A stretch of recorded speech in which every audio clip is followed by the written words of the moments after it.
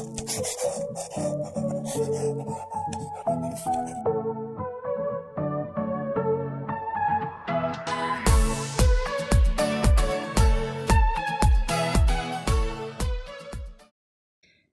guys, I'm Marvin Argales. Welcome to our new topic.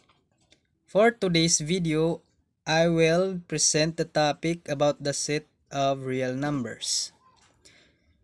The set of real numbers, which is denoted by R, is the union of the set of rational numbers, Q, and the set of irrational numbers, P.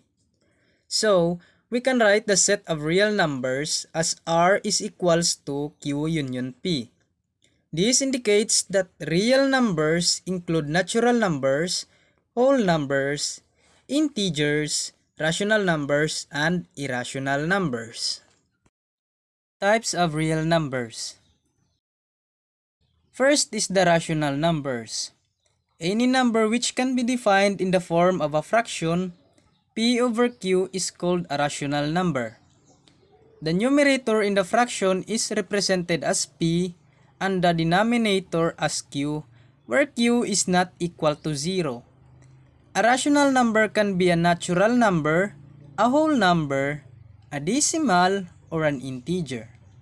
For example, 1/2, -2/3, 0.5, 0.333 are rational numbers.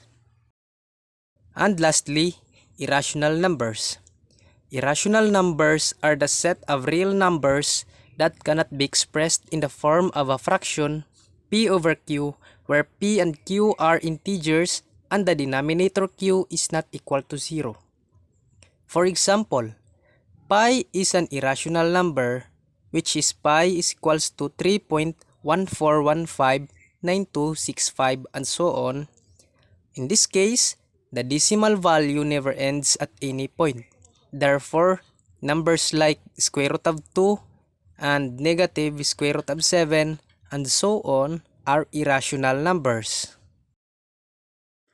Subsets of real numbers. First, the natural numbers. All positive counting numbers make the set of natural numbers. The natural numbers starting from number 1, 2, 3, and so on.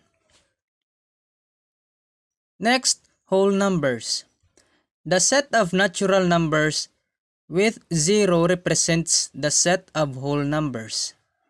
So, the value of whole numbers is starting from 0, 1, 2, 3, and so on.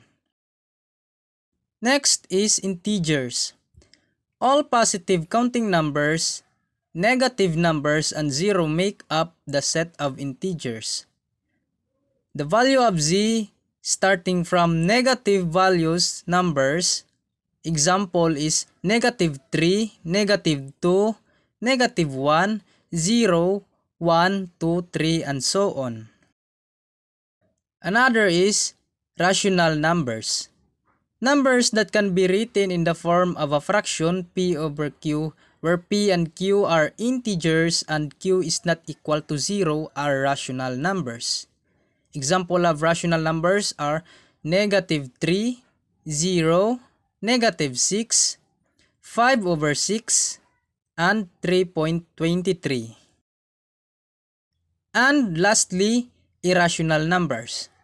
The numbers that are square roots of positive rational numbers, cube roots of rational numbers, etc., such as square root of 2, come under the set of irrational numbers. The values are, example here, square root of 2 and negative square root of 6. The set of real numbers consists of the set of rational numbers and the set of irrational numbers. Looking up in the illustration, real numbers has two main types, rational numbers and irrational numbers. In the rational numbers, we can see the examples here, 4.5, 27 over 4, 0.3, -6 over 7. Under the rational numbers, there are the integers. Example here, negative 1, negative 3, and negative 2. Under the integers, we can see the whole numbers. The whole numbers, example here, 1, 3, 0, and square root of 4, which is equals to 2. 2 is a whole number also. While on the other hand, there is the irrational numbers. Examples are square root of 17, negative square root of 11, square root of 2, and lastly, the pi. Given here in the example, 7 over 8. 7 over 8 is under only on rational number. Why? 7 over 8 is a rational number because it is not a whole number, it is a fraction of a whole number. Also, it is not an integer because it is not whole number or the opposite of a whole number. Another given example is square root of 25. Square root of 25 can be a whole number, integer, or rational number. Why? Because 25 is in square root. 25 is a whole number and also it is a perfect square. So we have square root of 25 is equals to 5. So square root of 25 is whole, integer, and rational number.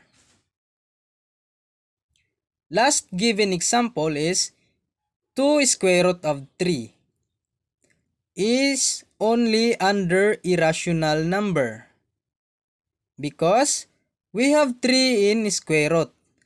3 is a whole number but it is not a perfect square. So, 2 square root of 3 is irrational. We already know the fact if an irrational number is multiplied by a rational number, the product is irrational. And that's all our topic for today. Thank you for watching and God bless.